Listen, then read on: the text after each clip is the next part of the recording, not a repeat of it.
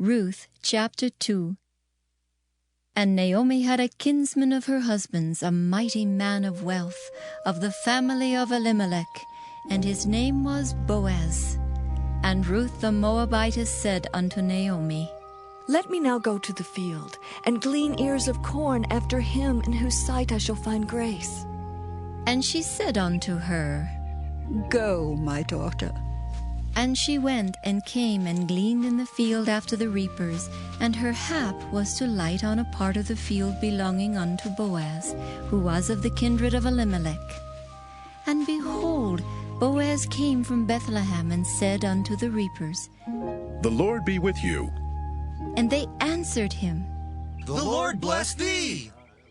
Then said Boaz unto his servant that was set over the reapers, Whose damsel is this?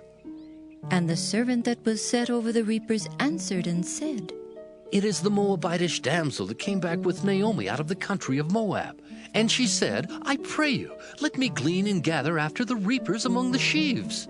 So she came, and hath continued even from morning until now, that she tarried a little in the house. Then said Boaz unto Ruth, Hearest thou not, my daughter? Go not to glean in another field, neither go from hence, but abide here fast by my maidens. Let thine eyes be on the field that they do reap, and go thou after them. Have I not charged the young men that they shall not touch thee?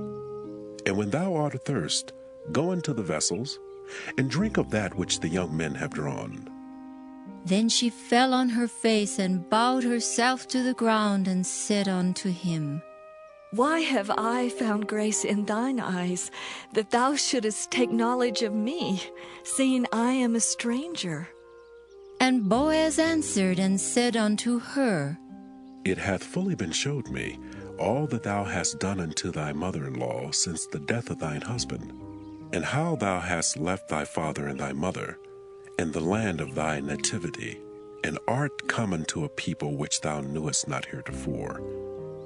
The Lord recompense thy work, and a full reward be given thee of the Lord God of Israel, under whose wings thou art come to trust.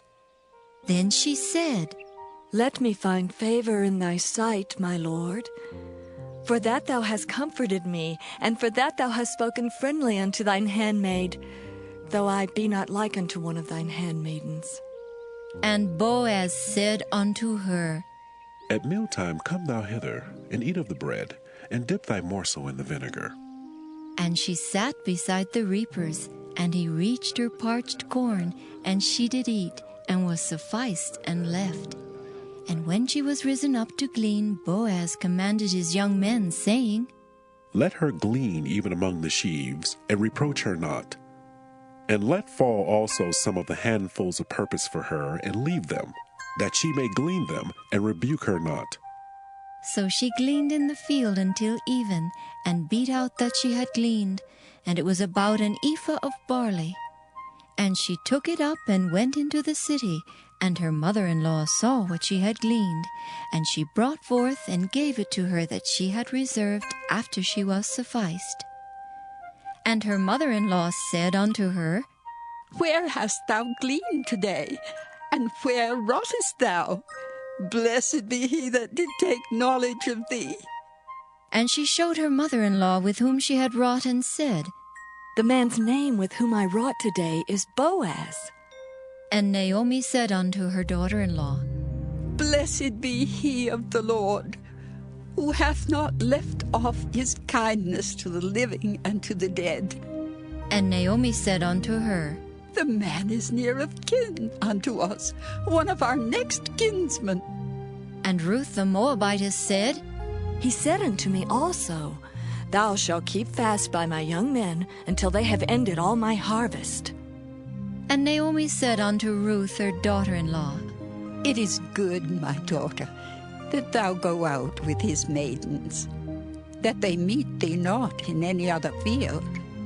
So she kept fast by the maidens of Boaz to glean unto the end of barley harvest and of wheat harvest, and dwelt with her mother-in-law.